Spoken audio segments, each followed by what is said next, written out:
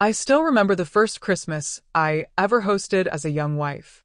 I didn't have much, just a small table, mismatched chairs, and a stubborn oven that burned more cookies than it baked, but my heart was full. Over the years, I turned Christmas into a tradition, almost a sacred ritual. The smell of cinnamon in the hallway, my late husband humming carols off-key, my son running around the house with tinsel wrapped around his head like a crown. I carried those memories like a treasure chest in my chest, and even deployed a mort du meu marido, I kept the tradition alive for my son, for myself, for the family we were still trying to be. When my son married Olivia, my daughter-in-law, I really tried to like her. She was pretty, always perfectly dressed, always taking pictures of everything instead of living the moment.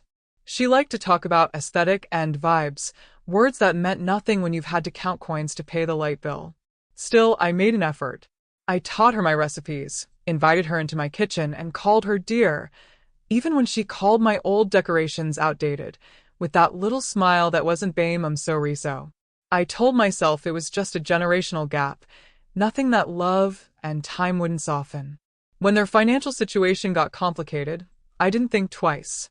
My husband had left me some savings, and the house felt too quiet anyway. So, I offered to help with the rent of the place they live in now, her beautiful, trendy, Instagram-worthy house. Every month, I walked to the bank, paid the rent, and sent my son a simple message. "All taken care of, dear." He always thanked me. "Olivia, por outro lado, preferia finger que o dinheiro que aduso." She would say, "We're so blessed this worked out," as if it hadn't been me counting every penny, so they wouldn't have to. This year, Christmas felt special to me. It had been a difficult year. My health isn't what it used to be, and loneliness has a way of whispering ugly things into an old woman's ear at night.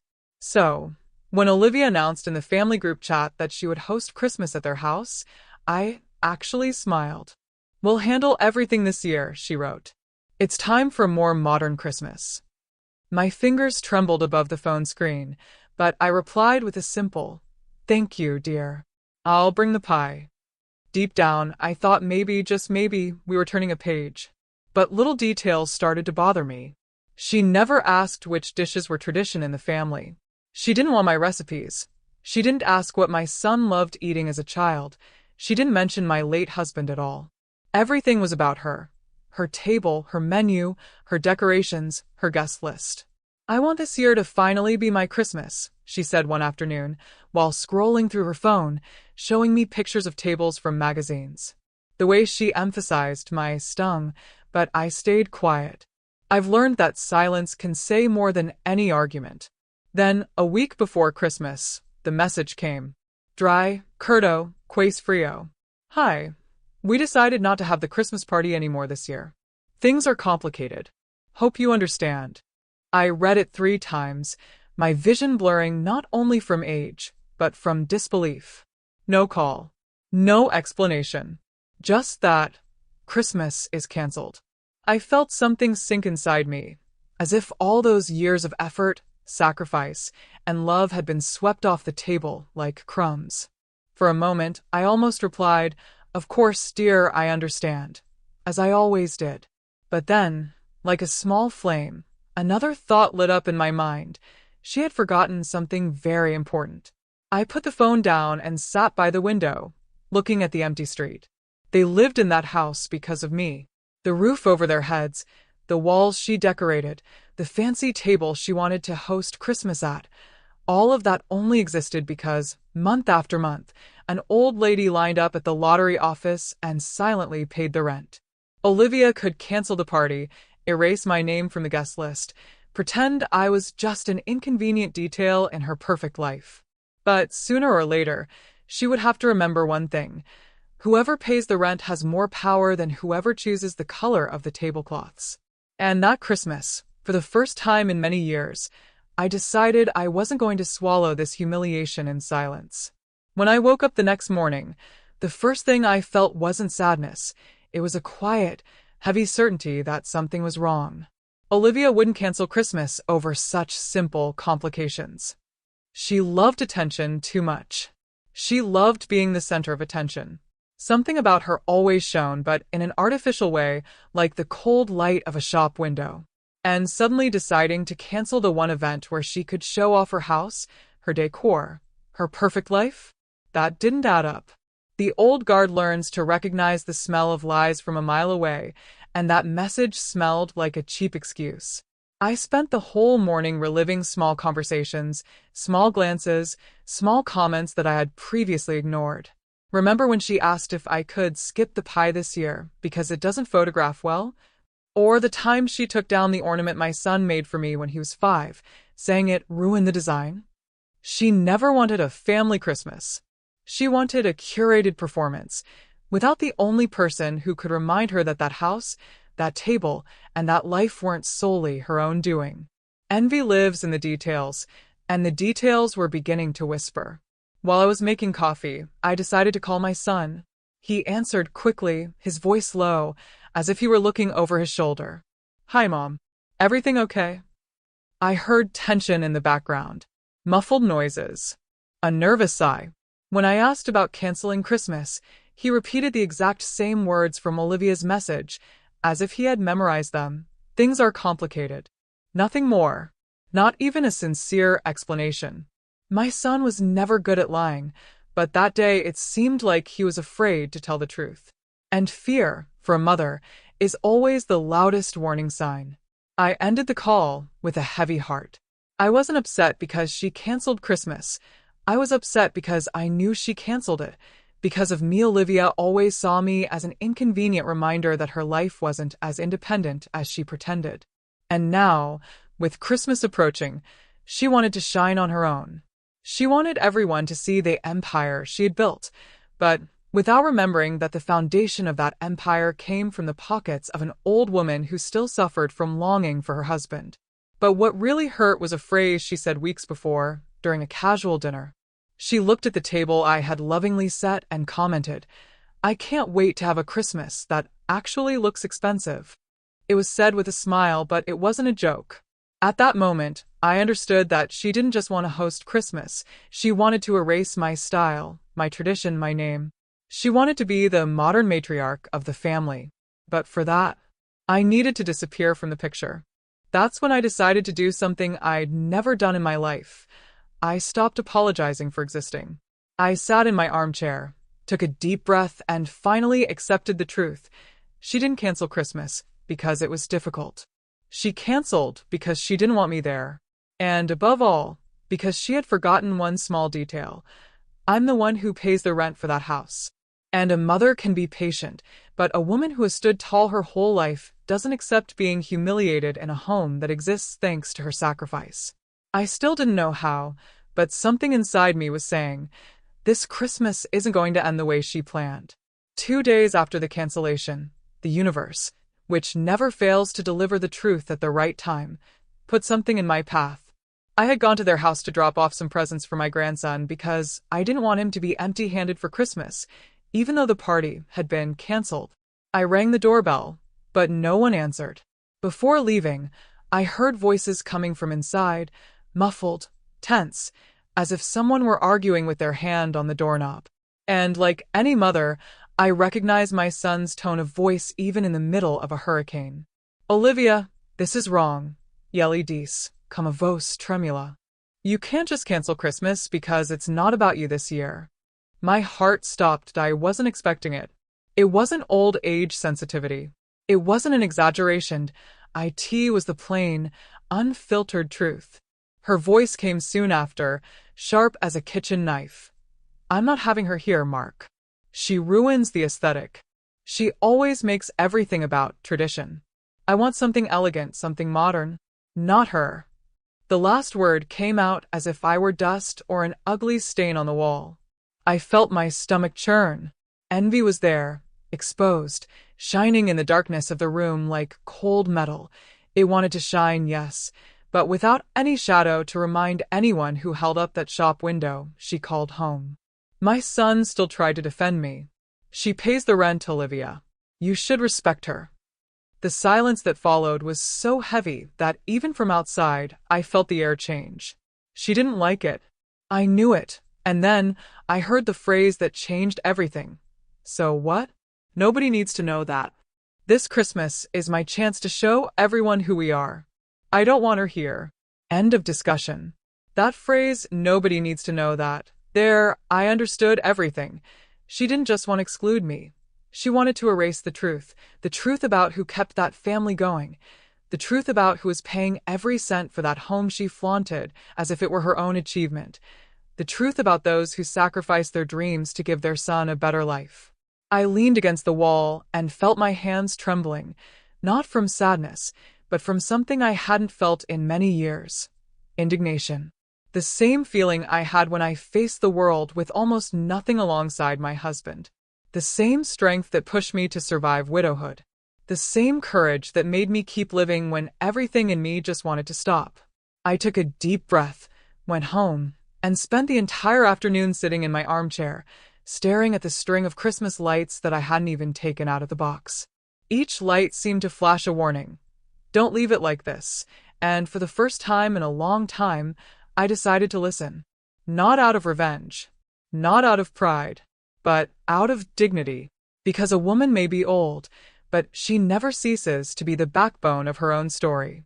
And there, in that armchair, I decided that if Olivia wanted to shine on her own, she was going to learn a lesson she would never forget, because I wasn't just the mother-in-law, I was the one who paid the rent for the house she wanted to rule, and this Christmas, she would remember that. The next morning, I woke up earlier than usual. The sun was still shy, barely illuminating the kitchen, but I was already up, with the kettle on the stove and my head boiling even more. It's one thing to hear my daughter-in-law complain about my decorations, my recipes, or even my repetitive stories that I can tolerate. But it's quite another for her to erase my existence within a house whose door only swings open because I manage the money that keeps the bills paid. And the more I thought about it, the more the feeling of humiliation turned into clarity. While stirring my coffee, I heard the mailman's call. I went to the door almost automatically, as I always do, and found an official letter folded among bills and pamphlets. I recognized the envelope immediately. It was from the owner of the house where my son and Olivia lived. And as every month, the envelope was addressed to me, in my name, in the name of the old lady who, apparently, ruined the modern aesthetic of the family. That letter, at that moment, fell into my hands like a direct reminder of fate. I sat down at the table, put on my glasses, and calmly opened the envelope. The invoice showed exactly what I already knew. The rent due in 3 days. 3 days. The same 3 days before Christmas that she had canceled. The same 3 days that separated her pose from the reality she was hiding. That bill seemed to smile at me, not out of malice, but for real, the truth that Olivia did everything to hide, because without it, her perfect image would crumble like a poorly decorated Christmas tree. I looked at that sheet of paper as one looks at a key, and no longer as a problem. And that's when something inside me changed. I wasn't going to stop paying. I've never been one for petty revenge. But at that moment, I realized that paying wasn't enough anymore. It was time to remind Olivia that respect isn't demanded, it's cultivated. And that family isn't a stage. It's roots. It's memory. It's recognition. She had forgotten about that, but not me. Folding the paper carefully, I went to the cabinet where I keep my oldest documents. Everything for my husband, from the first rent we paid together to the letter he left me before he died. I took a folder, dusted it off, and put the payment slip inside. On the cover, it was handwritten in my husband's handwriting. To protect those you love. He always said that documents were more powerful than words. That day, I felt like he was guiding me. I closed the folder with a firm click. That sound echoed throughout the kitchen, like the beginning of something inevitable. I didn't have a plan yet, but I knew one thing. Olivia would learn that when you try to erase a woman who has built an entire world with nothing but courage and hard work, you awaken a force you don't know how to control. And I was just getting started. I spent the whole morning trying to clean the house, but my mind wouldn't stay still. The broom glided across the floor while thoughts came and went like waves. She canceled Christmas out of envy. I repeated this so many times that it became almost a bitter prayer. When I finished cleaning, I sat in the armchair with a folder on my lap. That same folder that held all the silent proof that the house where Olivia reigned only existed because I, an elderly lady, continued to prioritize my family above my own comfort. The silence of the house made me think about the spirit of Christmas. My husband always said that Christmas is the time when the truth finds a way to surface, even when people try to hide it under the tree. He said it laughing, but that morning, it felt like a prophecy. Olivia tried to hide the truth, tried to erase it, ignore it, bury it under her gleaming arrogance, but the truth was there, folded inside the folder, looking at me as if to say, "It's now or never." It was there that an idea began to take shape. It wasn't a cruel idea. It wasn't humiliation. It was poetic justice. If Olivia wanted a Christmas without me, then I would show her what it really meant to exclude me. Not with fights, not with shouting, but with an elegant and impossible-to-ignore reminder. The kind of lesson you don't need to repeat, because the person learns it the hard way. I got up slowly, opened the living room drawer, and took out my set of stationery, an old gift from my husband. The paper had gilded edges and a faint scent of wood. It was perfect. I sat down at the table, straightened my posture, and began to write. Dear Olivia and Mark. The words flowed on their own. I wrote calmly, lightly, even sweetly, but each sentence carried a silent truth. The letter said that I hoped they were well, that I respected their decision to cancel Christmas, that I understood that each family has its challenges, but it also said that, out of respect and transparency, this month I would send proof of rent payment directly to the landlord. To make things easier. To avoid misunderstandings. A simple sentence, an apparently innocent phrase, a phrase that Olivia wouldn't be able to digest. I finished with, Merry Christmas, my dears. Even cancelled, the spirit of truth always finds a way home. I signed my name with the elegance of someone who doesn't need to raise their voice to be heard. I folded the letter, placed it inside the envelope, and sealed it carefully. I stared at it for a few seconds. It was so small, so thin, but it carried within it the strength of all my years, all my scars, all my dignity. It was more than just paper. It was a reminder that I wasn't an old ornament hanging in the corner of the family home. I was the root of that house. I put on my coat, grabbed my bag, took a deep breath, and walked to the street. The icy wind touched my face, but I felt an inner warmth, the kind of warmth that only appears when you rediscover your own worth. I left the letter in their mailbox with a simple, almost delicate gesture. And as I walked back home, I felt a quiet certainty fill my chest. Olivia wanted to shine on her own this Christmas, but when she opened that letter, she would realize that without me, there wouldn't even be a house to hang the lights on. The next day, I woke up with a strange peace, as if the universe were preparing the ground for something inevitable. I made my coffee, calmly set the table, and enjoyed the silence that only an elderly woman's house knows. But this peace was short-lived. Around 10 in the morning, my phone vibrated. It was my son, and when I saw his name on the screen, I felt my heart race, not from fear, but from anticipation. He never called at that hour. I answered in my usual sweet voice. Hi, dear. On the other end of the line, silence. Then a sigh. Mom, did you send us a letter? Okay. The truth had come out before lunch. He said calmly, Yes, my son. Just a Christmas message, nothing more.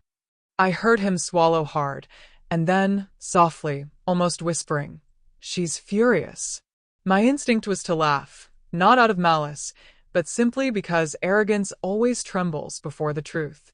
But I stood firm. Why, darling? Did something about her bother you? I asked this knowing exactly which part had made Olivia lose her composure.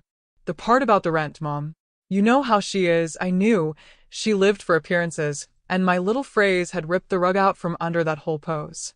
Later, I learned what had happened inside that house. Olivia opened the envelope thinking it would be some ordinary gift, perhaps a silly thank you note. But when she read that line, For transparency, I will send the payment directly to the owner, she paled. IT wasn't a threat. IT wasn't an attack. IT was simply the truth, and the truth has the power to destroy castles built on ego. Ella comicu a andar pellisala com o envelope amasadu na mau repetindo. She did this on purpose. She wants to embarrass me.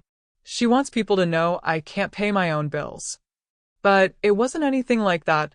I just wanted to remind her of something she kept forgetting: respect. Meu filho tentou Nazar. Mom didn't mean anything, Liv. She was just being kind. But Olivia didn't listen. The envy of an insecure woman speaks louder than any reason. The best part, the letter awakened something she had been trying to hide: fear of losing its shine, fear of losing control, fear that people would discover that her modern reign had been built on the silent support of an old lady whom she was trying to humiliate. She didn't want anyone to know that she depended on me. And now, she couldn't think of anything else. In the afternoon, while I was watering my plants, I received another message. This time, from Olivia herself. IT served to confirm everything I already knew. She didn't cancel Christmas because of hardship, tiredness, or personal problems. He canceled because he couldn't stand the idea of me being there, because my presence overshadowed the image she was trying to project, and because deep down, she knew that her grand modern party would only exist thanks to me. The letter had been just the first reminder, the first touch, the first light turned on in the dark, and now that the truth had begun to come out, there was no way to bring it back. When my phone beeped and I saw the name Olivia on the screen, my chest tightened, not from fear, but from an ancient, almost maternal curiosity. I knew she wasn't writing to apologize. People driven by envy don't ask for forgiveness, they ask for control. I opened the message slowly, like someone opening a box that might release snakes or simply confirm what my heart already knew. Hi. We received your letter. Next time, please avoid mentioning certain details. It creates unnecessary tension. Certain details, that expression kept hammering in my head. She didn't have the courage to write the rent. She didn't have the courage to admit, even via message, what was really bothering her. For someone who wanted to shine, Olivia was very afraid of the light. I replied elegantly, "Honey, I just wanted to make things easier. After all, transparency always avoids misunderstandings." And at that moment, I could perfectly imagine her expression as she read that, her lip trembling with contained anger, her eyes narrowed, her breath short. Olivia didn't know how to deal with a woman who had fought her whole life without losing her manners. She wanted war, but I offered only truth. And there is no stronger weapon than that. Minutes later, another message arrived, this time, too long to be impulsive. About Christmas, I think it's better if we keep things simple this year. We're trying to create new traditions, something more aligned with our lifestyle. I hope you can respect that. Finally, what she had been trying to hide from the beginning came out. She didn't want new traditions. She wanted traditions without me. My heart ached for a second, not from the rejection, but from seeing my son being dragged into this charade of vanity. Because I knew it wasn't coming from him. His voice always trembles when he needs to lie. Hers never does. Olivia spoke like someone dictating rules, not like someone who is part of the family. In that message, there was more than words. There was territory, boundaries, disputes. And all within the house that I would stand it up. I sat down slowly and took a deep breath. I wouldn't respond with anger. Anger is the pearl necklace of immaturity. I would respond as I always have to life, with silent firmness. I wrote, "Of course, dear. I understand perfectly. Just make sure my son and grandson are well. That's what matters most." And I sent it. It wasn't submission. IT was a strategy. Anyone who underestimates a kind old woman forgets that she's had over 60 years to learn to read intentions like one reads letters. And Olivia's intention was crystal clear: to erase me from the narrative, to expel me from the table, to rewrite the family history starting with herself. There was only one problem. She forgot that the family's history didn't begin with her. IT started with me, with my husband, with the choices we made, with the sacrifices that sustained even the roof she uses to hang her modern ornaments. I put my cell phone in the drawer and, for the first time in so many years, I didn't feel sad, I felt a sense of purpose. Something big was forming on the horizon, and it wasn't revenge. That was truth. IT was dignity. IT was the kind of Christmas that nobody cancels, because it doesn't depend on invitations. And I knew, with a certainty that came from deep within my soul, that Olivia had not yet faced the most difficult part, my son's reaction when he found out everything she was hiding. That afternoon, I sat in the living room with my hands clasped in my lap, as I always do when I sense that something important is about to happen. The silence in the house seemed different, a living silence, almost attentive. I knew that, sooner or later, my son would see what was right in front of him. Love blinds, yes. But arrogance, arrogance always lights a light. And Olivia had let her disguise slip more than she imagined. As night was falling, my phone rang. It was my son again. His voice was different. It no longer had that tone of justification I'd recognized in the last few days. This time there was doubt. "Mom," he began, "can we talk?" I asked him to speak. After a few seconds of hesitation, he said something that made me close my eyes for a moment. "Did Olivia cancel Christmas because of you?" It was as if the universe had finally opened the curtain, that I didn't answer immediately. I let the silence do its work, and in that silence, I could feel his breath on the other end of the line, short, tight, like someone beginning to see the puzzle falling apart. "Mark," I said, my voice firm and sweet, "Christmas can be cancelled, but truth never is." He remained quiet. "Depoy murmuru. She said things that, I don't know, didn't sound right." He said that after receiving my letter, Olivia became completely distraught.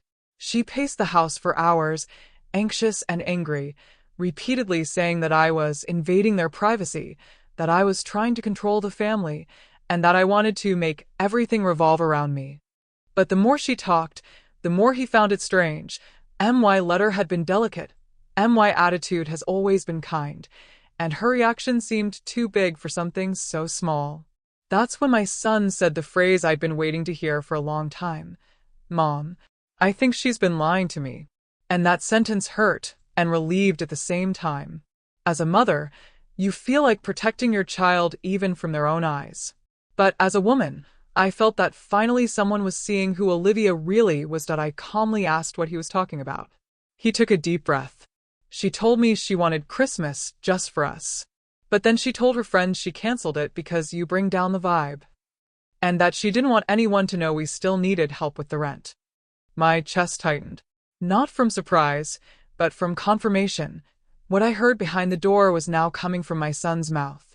I remained silent for a moment before replying. "Mark, I never minded helping. But no one should ever be ashamed of who sustains them. Not you. Not me." He cried, not a desperate cry. It was the cry of someone who had finally seen their own reality after a long time living behind colorful curtains that someone else had hung up.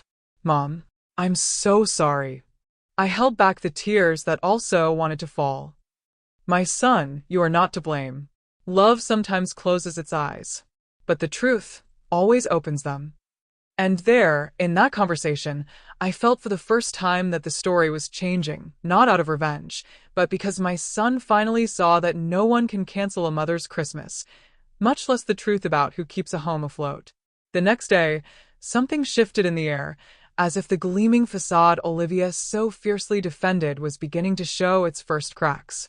And when facades start to crack, they never stop at the first snap. My son spent the entire day quiet, observing, listening, paying attention. And for the first time since they got married, he no longer seemed to accept everything she said as absolute truth.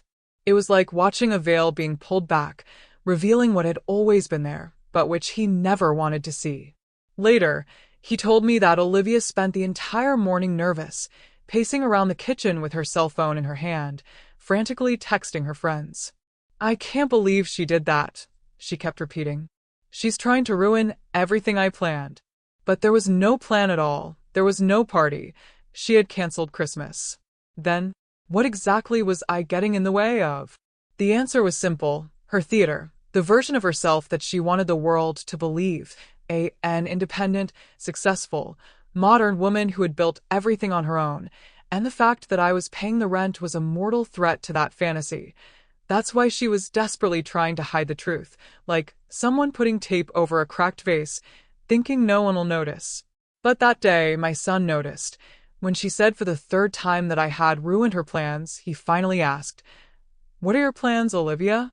"You canceled Christmas." She froze. The mask slipped for a second, that precious second in which the truth emerges before the person manages to hide it again. Ella Balbushu. Well, I only canceled because she was going to come and my son interrupted. Because she's my mother? That took her apart. She looked at him as if she didn't recognize her own husband. And for the first time, and he told me this later in a low voice, she was afraid. Fear of losing control over the narrative. Fear that he would start connecting the dots. Fear that someone would finally see who she really was without filters. The rest of the day was a parade of rehearsed excuses. She tried to say that she wanted a more intimate Christmas. Then he tried to say it was so as not to give me any trouble. Then she tried to say that she was emotionally exhausted. But the more he talked, the more tangled he became. Because lies have short legs, and no matter how fast they run, they always stumble upon the truth. And the truth was too simple to be hidden. She canceled Christmas out of envy, due to insecurity, because it needs to be the center of everything, and because I, an elderly lady who just wanted to spend the holidays with her family, existed as a constant reminder that she wasn't as independent as she seemed. That night, my son called me again. His voice was firmer, more so than before. "Mom, I think we need to talk as a family." And there, in that moment, I felt something I hadn't felt since my husband was alive. The beginning of real change. Not as punishment, not out of revenge, but it's about balance, truly returning to the place where it was torn from. And for the first time since it all began, I felt that maybe, just maybe, Christmas wasn't completely lost after all. The following morning, while having my coffee, I felt that the day would bring something important. The truth had already begun to unfold, but the part Olivia feared most was still missing, the material reality. Because words hurt, yes, but documents disarm any mask. And that day, the universe decided to put exactly that on the table. My son called me early this morning, his voice serious, almost heavy. "Mom, can I stop by later? I want to talk about the house." My heart pounded, not from worry, but from a deep feeling that something was finally falling into place. Of course he could come. MY doors would be open, as they always have been. When he arrived, entering through the door with a tired sigh, I realized the previous night had been long. He sat on the sofa and ran his hands over his face before speaking. "Mom, I need to understand something. The rent, is it really in your name?" I picked up the folder, the very same one my husband labeled to protect those you love, and carefully placed it on his lap. "Open it and see, my son." He opened it slowly, like someone uncovering a family secret for years. Inside were the receipts, the contracts, the transfer documents, everything, clear proof that the house he called our home had been supported by me, month after month. Since the beginning of our marriage, I looked at him as I read, and I could see the exact scene where his emotional ground began to crumble. "Mom, why didn't you tell me all this time?" "Because a mother doesn't humiliate her son. A mother provides and supports, and I never wanted him to feel inferior." I touched her hand and smiled with a tenderness that only a mother knows. Because helping my family was never something I needed to announce. I just did what any mother would do. He stared at the papers for long seconds, and then it hit him, that heavy, hard, definitive realization. Olivia lied to me. I could feel the lump in his throat from here. It wasn't anger. It was a disappointment. That profound disappointment that breaks the heart of someone who finally sees the true intentions of someone who should be a partner, not an enemy. When he left that day, he was quiet, but with his eyes wider than ever. And that's why, in the afternoon, I heard the inevitable consequence. There was such a loud argument in their house that even the neighbors commented on it afterward. MY's son demanded the truth. He demanded respect. She demanded that Olivia explain why she was ashamed to admit that I helped, why she canceled Christmas, and why she treated me like a burden in her own home. And it was during this discussion that something happened, something she never wanted to come to light. When pressed, Olivia uttered the phrase that ended her disguise for good. "This house feels like it's mine. I'm the one who makes it beautiful. Your mother just pays bills." That just was the final blow. MY's son stopped working. He took a deep breath, and he replied with a calmness that only wounded people can possess. Without my mother, you wouldn't have a house to decorate. It was the first time she had been speechless. An oh response, an oh mask. And at that exact moment, my son, finally, began to see what I had always known.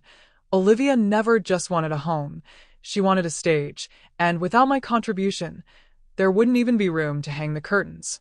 After that argument, the one that echoed through the neighbors and shattered Olivia's perfect fantasy, something profoundly changed within that house. The silence was no longer comfortable. It was tense, fragile, almost brittle. Olivia, who always walked with a firm stance, chin held high and calculated steps, suddenly seemed to be walking on glass. For the first time since joining the family, she was afraid, and it wasn't fear of me. It was fear of what my son had begun to see. My son later told me that she spent hours locked in her room, crying, texting friends, trying to twist the situation into a narrative that would benefit her. She twisted everything, Mom, he said, his voice defeated. She told her friends you were trying to control us. How insecure people love to turn simple truths into elaborate dramas. But this time, nothing stuck, because no matter how many versions Olivia created, the documents were there. Under the right name. My name. The name of the woman who supported the home she used as a stage. Late in the afternoon, I received a message that I knew would arrive sooner or later. Can we talk? From Olivia herself, the Ice Queen finally melting at the touch of reality. She arrived at my house looking smaller. Not physically, but emotionally. She looked like a child who had been caught lying and now needed to hastily reconstruct her story. She sat on the sofa, adjusted her hair, took a deep breath, and began with a classic phrase of someone trying to appear a victim. I think there's been a misunderstanding. Those words that if I earned a penny every time I heard some irresponsible person use them to get away with something, I wouldn't even need to pay rent to anyone. I let her talk, talking too much, as always. She said she didn't want to hurt me, that she canceled Christmas because she was emotionally exhausted, that she didn't want pressure, and that she wanted to avoid a heavy atmosphere.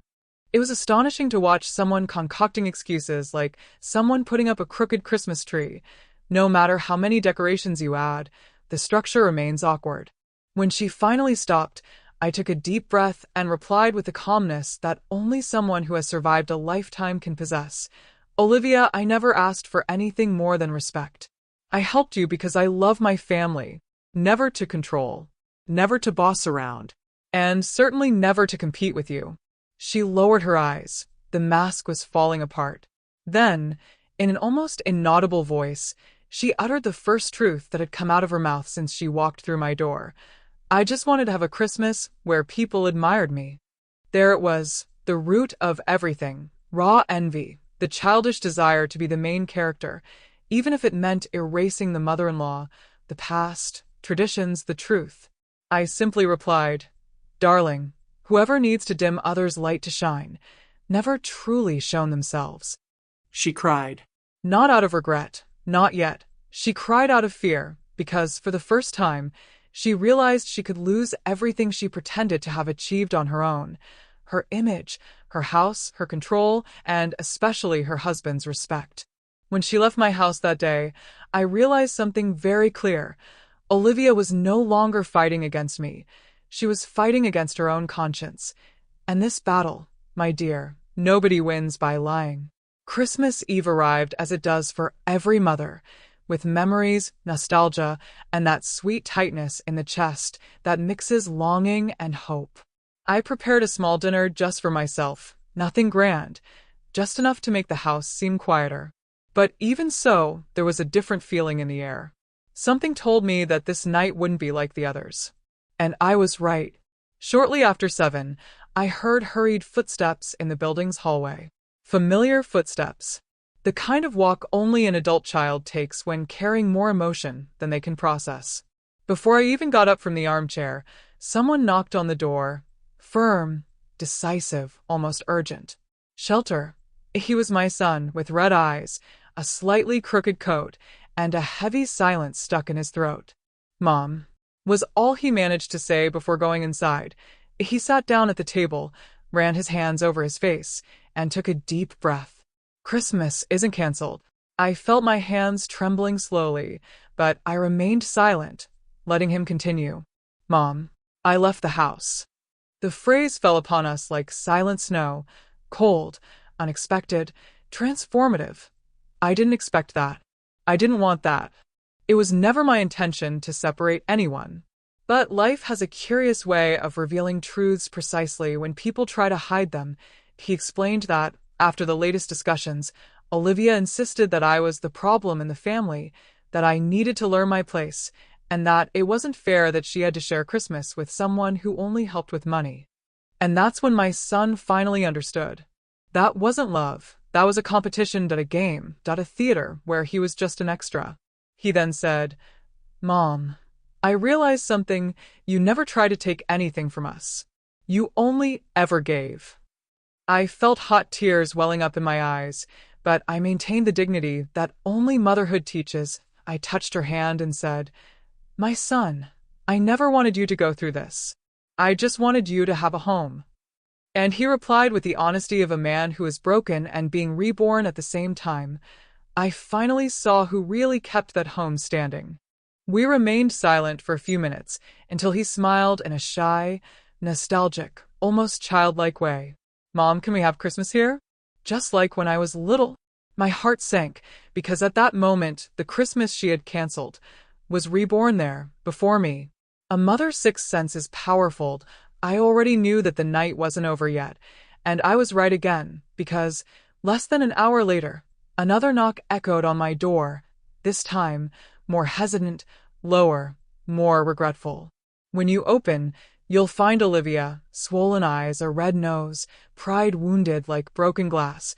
She was holding something in her hands, not a gift, not an apology, but an envelope. I recognized it immediately. It was the rent bill, the same thing she denied, ignored, hid, and now stared at as if it were a mirror. And it was there, at that door, that night, that fate decided her game was over. Olivia stood there, by the door, holding the envelope like someone holding a bomb about to explode in their own hands. For the first time since joining the family, her eyes lacked sparkle. Only weariness, defeat, and a certain silent panic. She seemed smaller, more fragile, almost unrecognizable.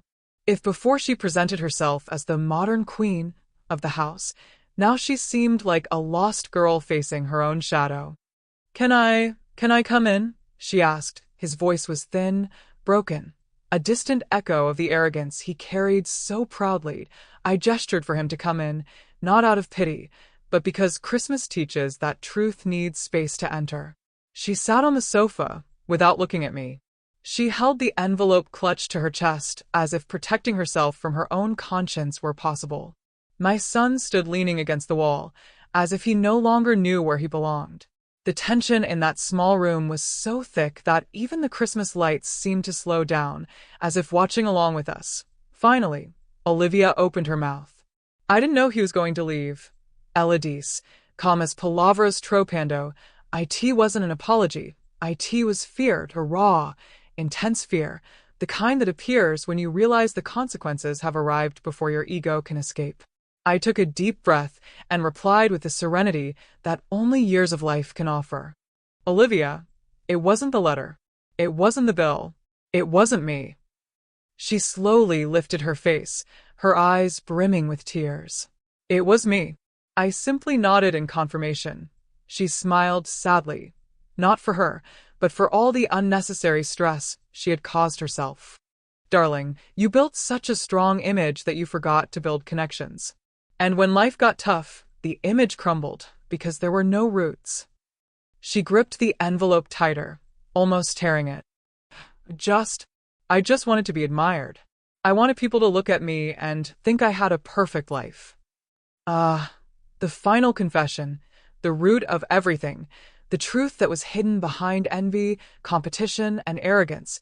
She wanted to be seen, that I wanted to be validated, that I wanted to be celebrated, and she confused that with excluding those who came before her.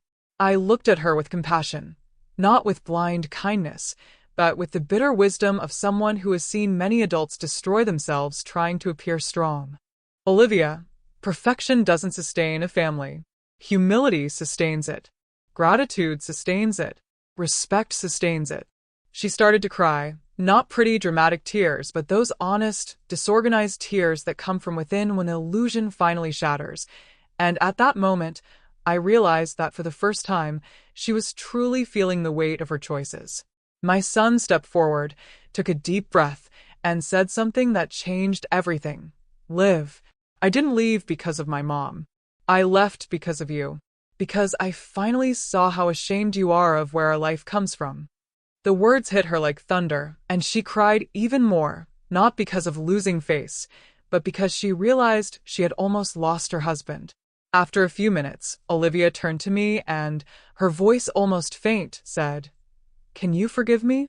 I remained silent, not out of resentment, but because forgiveness is not a quick decision. It's a process, and that night, what she needed was not my absolution, but my honesty.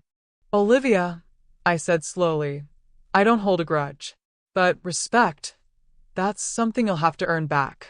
She nodded, crying silently, and then, finally, he placed the envelope on the table, not as an attack, but as a surrender. When she left, head down and walking slowly, my son sighed and sat down in front of me. I don't know what's going to become of us, but I know what I want now." And with a smile that brought back all the Christmases of his childhood, he said, "I want to have Christmas with you, right here, like before." And there, in that small apartment lit by an old string of Christmas lights, I realized something that no insecure daughter-in-law can undo. True love always comes back home. On the morning of the 25th, I woke up with a feeling I hadn't felt in many years, that gentle mix of hope, warmth, and silence that only exists when the heart knows something good is coming. I got up slowly, made coffee, and stood looking out the window at the Christmas sky, illuminated in a way that seemed almost symbolic. For the first time in a long time, the day didn't begin with loneliness, it began with expectation. My son arrived shortly before noon, carrying 2 large grocery bags and an expression that took me back 20 years. He came in smiling, a light but genuine smile, the kind that only appears when the soul breathes after being trapped for a long time. "Mom, I got everything we need," he said. And there, in my small apartment, we began preparing for the Christmas that Olivia had tried to cancel. The kitchen was filled with familiar smells: garlic, onions, roasting turkey, cinnamon swirling in the air. Everything simple, but everything ours. As we cooked side by side, just like we did when he was a child, we started talking. Not about Olivia, that would come later, but about us. About his father. About the memories that belonged to us. About traditions that didn't need to be modern to be beautiful. He told me that morning, he finally realized he had spent years trying to balance 2 versions of life. The real life I built with my husband, and the artificial life Olivia built to impress others. "I got lost in the middle of it, Mom," he said. "But today, I found myself again." Around 2 in the afternoon, while we were setting the table, someone knocked on the door. The knock was soft, almost timid, but it carried a clear intention. When I opened it, I found Olivia standing in the hallway, her face clean, without makeup, her hair loosely tied back. She held a small plate wrapped in aluminum foil, as if she were bringing an offering of peace. "I made something," she said. It was the first time, since joining the family, that she had arrived without any airs or pretense, an filter, without armor. My son stood there, watching, not with resentment, but with caution. The kind of caution that comes when the heart learns that love without respect is just an illusion. Olivia took 2 steps inside, looked around, and in a low voice confessed something none of us expected to hear that morning. "I didn't cancel Christmas because I was tired. I canceled because I didn't want to share the spotlight." That was no excuse. It wasn't manipulation. It was true, harsh, ugly, and finally exposed. I approached her, feeling a different kind of weight in my chest. It wasn't resentment. It was a mature kind of compassion, the kind that only comes when you see another person struggling with their own ego.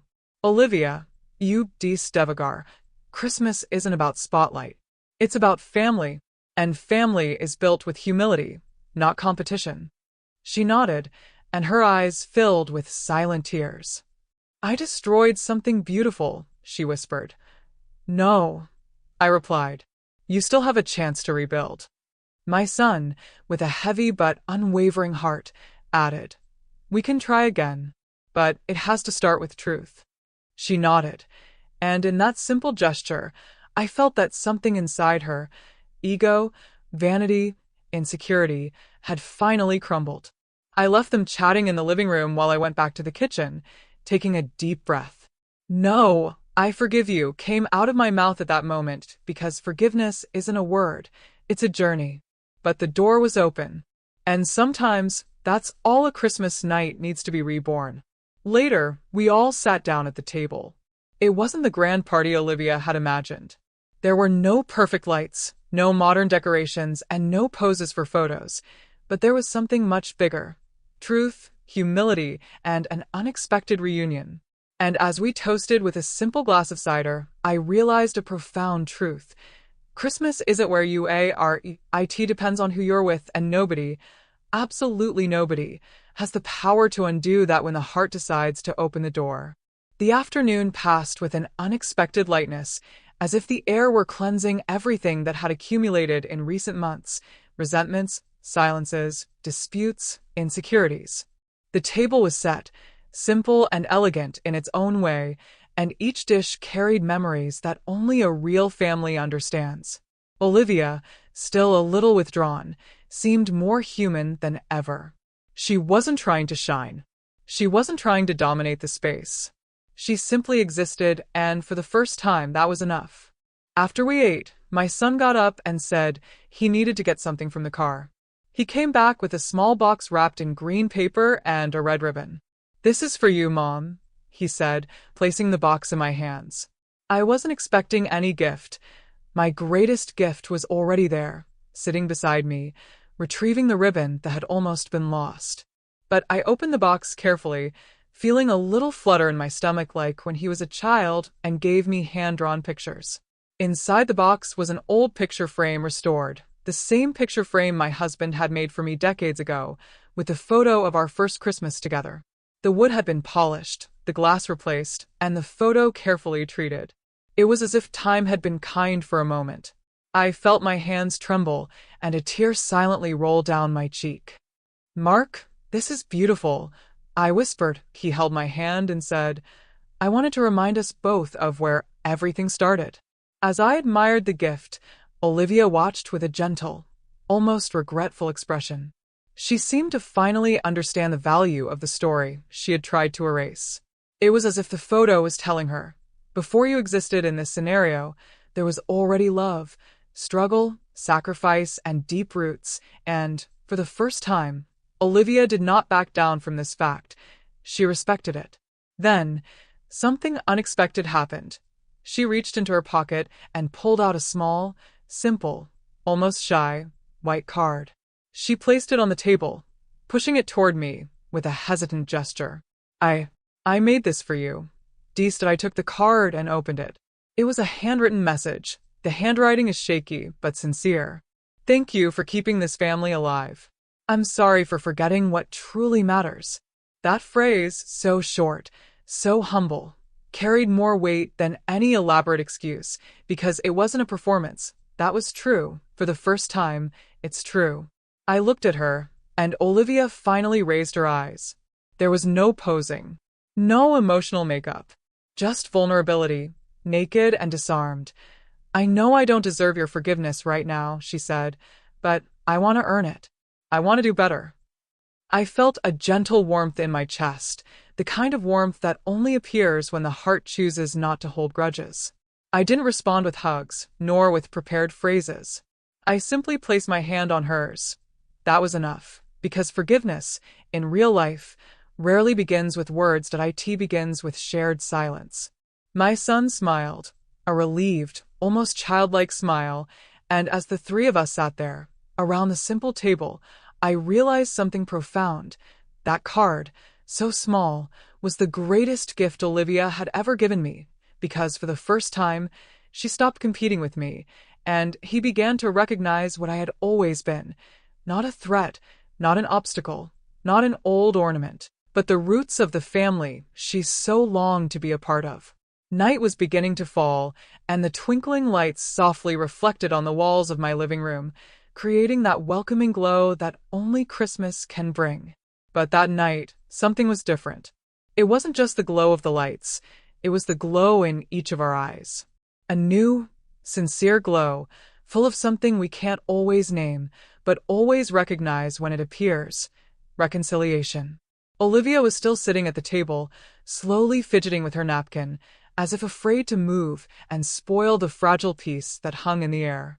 It was strange to see her so quiet. The woman who always filled the house with comments, criticisms, and opinions now seemed like someone learning to listen for the first time. Not passively, but with a kind of humility that is born when life teaches a lesson that words never could. My son poured some more cider for the three of us and, with a serious but hopeful look, said, "Liv, this is what Christmas is about. Not perfection, not image, just this." She took a deep breath, holding back tears, not the dramatic tears of days ago, but those restrained tears that well up when someone finally realizes how much they were hurting and how much they were hurting themselves. "I know," Ella responded. I didn't understand before." That phrase kept echoing in my mind, because it was true, and because it was rare. Few people have the courage to admit they didn't understand the value of something until they almost lost it. Olivia was, for the first time, confronting her own humanity, and ironically, it was the moment when she seemed more mature than ever. So, I decided to do something my husband always did when someone was learning a difficult lesson. I told a story. When I was young, I wanted everything to be perfect. The perfect table, the perfect party, the perfect print. But with time, I realized that perfection doesn't create memories. Imperfect moments do. Olivia slowly raised her eyes. "Like tonight?" I smiled. "Exactly like tonight." She took a deep breath, looking around, the simple room, the old lights, the food still warm on the table. It wasn't the modern, luxurious, Instagrammable Christmas she had imagined, but it was real, vivo, human, and that, for the first time, seemed enough for her. Then, almost timidly, she said something I had never heard her say before. "I don't want to be perfect anymore. I just want to belong." My son placed his hand on her shoulder, and in that simple gesture, I saw something blossom between them. Not something new, but something that was finally being revealed. Partnership true, and oh competition, and oh masks. I got up, walked over to the Christmas tree, small, old, with ornaments that had survived decades, and picked up a special ornament. The first one my son made when he was 5 years old. The one Olivia had taken off the tree the previous year because it didn't match the modern decorations. I went back to the table, placed the ornament in front of it, and said, "This is what a family is. Not perfect, but precious." Olivia touched the ornament carefully, as if it were fragile, and it was just like we were, just like all families are, but for the first time, she seemed willing to protect rather than erase. And there, in that simple room, I perceived a profound and silent truth. She was finally understanding that family isn't about who shines the brightest. It's about who turns on the light when everything seems dark. That ornament, the same one she had scorned the previous year, seemed to carry more than just memories. It seemed to carry a silent plea for reconciliation. Olivia held it with both hands, as if she were touching something she had never truly valued. And for the first time, she didn't try to hide it or criticize it or suggest replacing it with something more modern. She simply held it, and in that simple gesture, I felt something profoundly symbolic. She was finally living our story without trying to rewrite it. The silence that fell between us wasn't uncomfortable. It was full of meaning. It was the kind of silence that only appears when hearts begin to understand each other without haste. My son looked at her tenderly and, after a few seconds, said, "Liv, this is the family you married into. Imperfect, simple, sometimes messy but real." She nodded, silent tears welling in her eyes. Tears unlike those she had shed before. They weren't tears of shame, not even out of fear. They were tears of gratitude, the best tears one can shed when they finally understand the value of their roots. I then decided to do something I hadn't done in many years. I went to my room and opened a box I'd kept since my husband passed away. An old wooden box with a faint scent of childhood and memories. Inside were letters, photos, small objects, remnants of a lifetime built with love and sacrifice. I took 3 items: the old apron my husband used to wear when he cooked at Christmas, a photo of the 3 of us when my son was only 4 years old, and a small card handwritten by my husband. Family first. I went back into the room and placed the 3 items on the table. Olivia's eyes widened, not in astonishment, but in understanding. "These are our traditions," I said in a low voice. "They're not pretty for photos. They're not modern. They don't impress anyone. But they are ours." She touched the photo tenderly, as if finally understanding that it's not necessary to erase the past to build a future. My son smiled, a smile full of longing, but also full of relief. That small portrait seemed to unite what had been broken for so long: tradition and modernity, past and present, history and new beginnings. And there, at that simple table, I realized something my heart had longed for years. They were ready to build something together, not about appearances, but about truth. That's when Olivia took a deep breath and said the words I never imagined I'd hear that night. "I want to start over. Not in a new house, not with new traditions, but with you. With the truth." My son held her hand, and for the first time, I saw partnership between them, not rivalry, not competition, not theatrics. Just partnership. I sat back down, letting the weight of the emotion settle in my chest, and as I looked at the 2 of them, I realized a silent truth. Sometimes, Christmas brings more than just joy. It includes corrections, balance certainties, it exposes shadows, and in the end, it illuminates exactly what needs to be seen. The 3 of us sat down together for dinner, like a family should. No stage. No war. No masks. Just 3 people, finally breathing the same truth. And as we ate, talked, and laughed quietly, I felt my husband there with us. Not physically, but in the way peace returned to that home. That night wasn't perfect, but it was true, and it was the first time in many years that it truly felt like Christmas. The night passed slowly, as if time were savoring every detail of that unexpected reunion. The table no longer held the hot food, but it held something stronger. The feeling that we had survived an emotional storm that nearly destroyed our family. The lights flickered softly, reflecting in Olivia's and my son's eyes, creating a warmth that not even the last few months of tension had managed to extinguish. After dinner, Olivia slowly got up and walked to the tree. She picked up the ornament my son had made as a child, the one she had rejected in the past, and hung it on the most visible branch, right in the center of the tree. It was a small gesture for the world, but too big for us. "This is the first of many," she said, turning to me, and I understood it was a promise that, from then on, she would no longer try to erase our history to create a new one, but would learn to add to what already existed. Then she did something even more unexpected. She took a white envelope out of her bag and placed it in front of me, her hands trembling. "I want to show you that I truly understand," she said. Inside the envelope was a receipt, an payment required, but a transfer from her to me. "I paid half the rent this month," she confessed, her eyes welling up with tears. "It's not about the money. It's about owning my part in this family. I want to help build, not just decorate." That attitude had nothing to do with showing off. Nothing to do with pride. That it was humility. That it was a responsibility. That it was the first step for someone who finally understood that family isn't a stage, it's a commitment. My son looked at her with a mixture of surprise and pride, as if he were seeing in her a version he had never realized existed. He hugged her, and this time, there was no weight, no tension, no resentment between them, only renewal. I sat in the armchair, watching them like a mother watches 2 children who have finally learned to share their toys. My heart, so tired and so full at the same time, felt something it hadn't felt in a long time. Peace, true peace, the kind that arrives after storms that have been going on for far too long. Then my son brought the cake. Simple, not perfectly decorated, but made with love. "Mom, can you do the honors?" She smiled, blew out the candle, and made a silent wish that I didn't ask for anything for myself, that I asked for them. I asked for us. I asked that the light that had finally entered that house never be ignored again. When we finished eating, Olivia came closer to me, gently took my hands, and said, "You didn't just pay the rent. You kept this family standing. And I finally see it. I'm sorry I tried to erase you."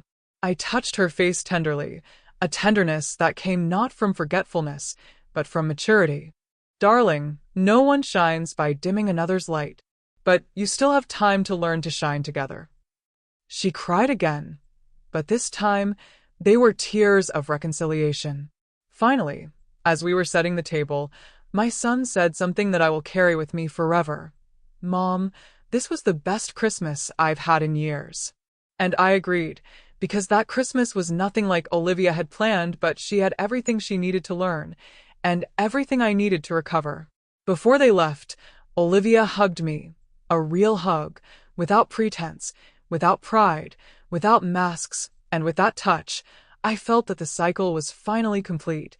The truth had come out, the envy had been dismantled, the family had been reborn. When I closed the door, I stood there for a few minutes, breathing deeply, looking at the simple tree, the old ornaments, the messy table, and I realized something profound. My daughter-in-law canceled Christmas, but only because I didn't yet know that Christmas doesn't depend on who invites, and yes, from the one who loves. And this love, that one, my dear, no one will ever cancel.